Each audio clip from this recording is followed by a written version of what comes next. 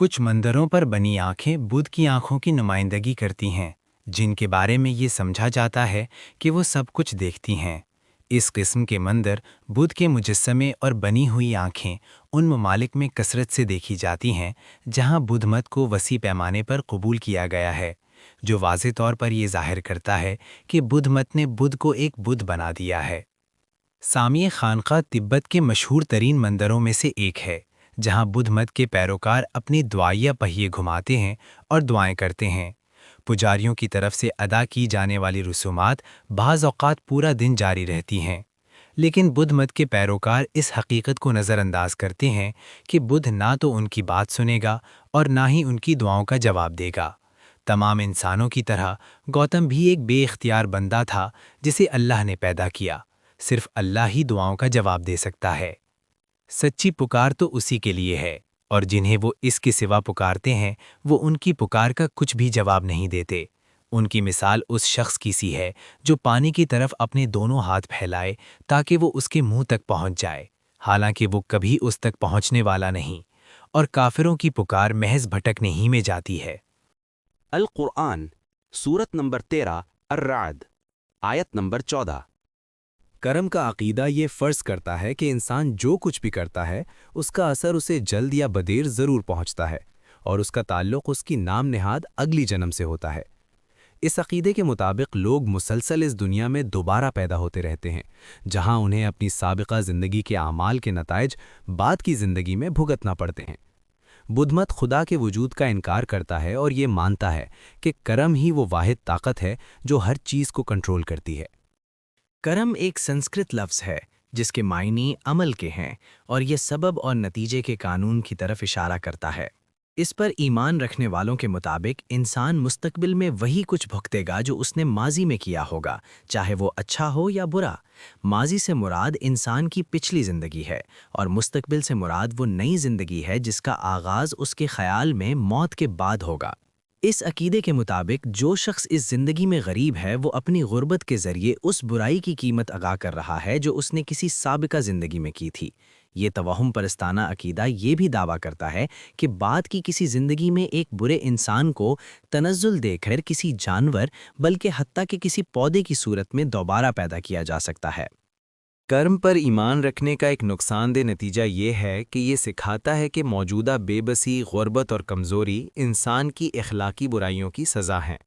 اس عقیدے کے نظام کے مطابق اگر کوئی شخص معذور ہے تو اس لیے کہ اس نے کسی سابقہ زندگی میں کسی دوسرے کو اسی طرح کی چوٹ پہنچائی تھی، لہٰذا وہ اس کا مستحق ہے۔ یہ توہم پرستانہ عقیدہ ہی وہ بنیادی وجہ ہے جس کی بنا پر ذات پات کا غیر منصفانہ سماجی نظام صدیوں تک بھارت پر غالب رہا۔ یہ بات یاد رکھنی چاہیے کہ کرم ہندو عقیدہ ہے اور بدھ مت دراصل ہندو مت ہی سے ابھرا۔ چونکہ ذات پات کا نظام کرم پر مبنی تھا، اس لیے بھارت میں غریبوں، بیماروں اور معذوروں کو حقیر سمجھا گیا اور ان پر ظلم کیا گیا۔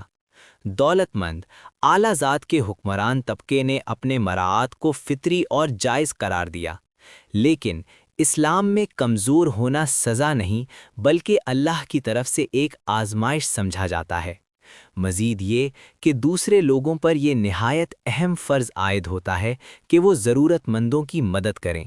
اسی وجہ سے اسلام، یہودیت اور عیسائیت کی طرح جو وحی الہی پر مبنی دیگر مذاہب ہیں مگر بعد میں جن میں تحریف کی گئی، اسلام میں سماجی انصاف کا ایک نہایت مضبوط تصور پایا جاتا ہے۔ لیکن کرم پر مبنی مذاہب جیسے بدھ مت اور ہندو مت عدم مساوات کو برداشت کرتے ہیں اور سماجی ترقی کی راہ میں ایک بڑی رکاوٹ بن جاتے ہیں۔ کرم کا عقیدہ تناسخ پر ایمان پر مبنی ہے، یعنی یہ خیال کہ لوگ ایک ہی روح کے ساتھ مگر مختلف جسم میں دوبارہ دنیا میں آتے ہیں۔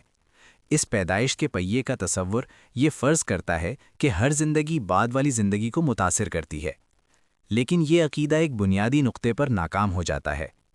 کرم کے نظریے کے مطابق جو لوگ غریب، معذور یا بیمار ہوتے ہیں وہ کسی پچھلی زندگی میں کیے گئے برے اعمال کی قیمت ادا کر رہے ہوتے ہیں، لہٰذا وہ اپنی موجودہ بدحالی کے مستحق سمجھے جاتے ہیں۔ یہ گمراہ کن فہم ان معاشروں میں عام ناانصافیوں کو جنم دیتا ہے جہاں کرم پر ایمان وسیع پیمانے پر پایا جاتا ہے۔ اہم سوال، یہ کرم آخر کیسے کام کرتا ہے؟ اگر بدھ مت خدا کے وجود کو تسلیم نہیں کرتا تو پھر کون کسی انسان کی سابقہ زندگی کا فیصلہ کرتا ہے اور اسے نئے جسم کے ساتھ دوبارہ دنیا میں بھیجتا ہے؟ اس سوال کا کوئی جواب نہیں۔ بدھ مت کے پیروکار یہ مانتے ہیں کہ کرم ایک قدرتی قانون ہے جو خود بخود از خود کام کرتا ہے، جیسے کشش ثقل یا حرارت کے قوانین۔ حالانکہ تمام قدرتی قوانین کو پیدا کرنے والا اللہ ہی ہے۔ کوئی بھی قدرتی قانون لوگوں کے پورے اعمال زندگی کا مشاہدہ نہیں کرتا، نہ ان کا حساب رکھتا ہے اور نہ ہی موت کے بعد اس بنیاد پر فیصلہ کرتا ہے۔ کوئی قدرتی قانون اس فیصلے کے نتیجے میں یہ متعین نہیں کرتا کہ انسان کو کس قسم کی نئی زندگی ملے گی اور پھر اسی کے مطابق اسے دوبارہ پیدا کرے، اور نہ ہی کوئی قدرتی قانون اس پورے عمل کو اربوں انسانوں بلکہ جانوروں پر بھی بلا نقص نافذ کرتا ہے۔ واضح طور پر ایسا کوئی قدرتی قانون موجود ہی نہیں، لہٰذا ایسا کوئی عمل بھی وجود نہیں رکھتا۔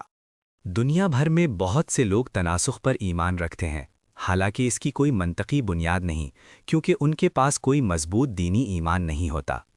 لامحدود آخرت کے وجود کا انکار کرتے ہوئے وہ موت سے ڈرتے ہیں اور اپنے اس خوف سے بچنے کے لیے تناسخ کے تصور سے چمٹ جاتے ہیں۔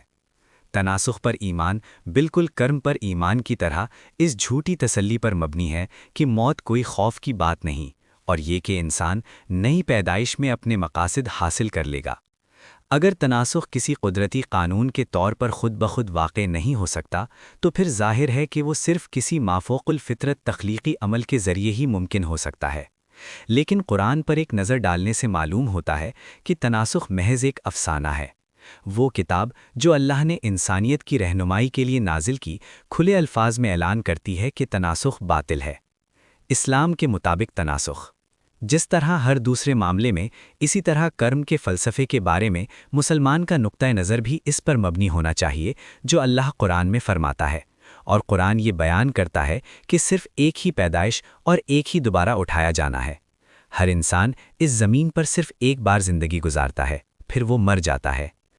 آیت نمبر 62 کی 8 میں ہمارے رب یہ حکم فرماتے ہیں، وہ موت جس سے تم بھاگ رہے ہو یقیناً تمہیں آ کر پکڑ لے گی، پھر تم اس ذات کی طرف لوٹائے جاؤ گے جو غیب اور ظاہر کا جاننے والا ہے، اور وہ تمہیں بتا دے گا کہ تم کیا کرتے رہتے تھے۔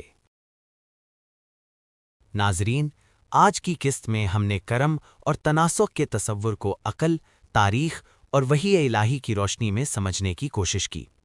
اسلام ہمیں یہ سکھاتا ہے کہ انسان کی قدر اس کے اعمال اور نیت سے ہے، نہ کہ اس کی دولت، ذات یا حالت سے۔ کمزوری سزا نہیں بلکہ آزمائش ہے، اور ہر آزمائش کا ایک دن حساب بھی ہے۔ اگر آپ حق کو سمجھنا اور سچ اور جھوٹ کے فرق کو جاننا چاہتے ہیں تو ہمارے ساتھ جڑے رہیے۔ اگلی قسط میں ایک نہایت اہم پہلو کے ساتھ آپ کی خدمت میں حاضر ہوں گے۔ تب تک کے لیے اجازت دیجیے۔ اللہ ہم سب کو ہدایت عطا فرمائے۔ السلام علیکم ورحمۃ اللہ وبرکاتہ۔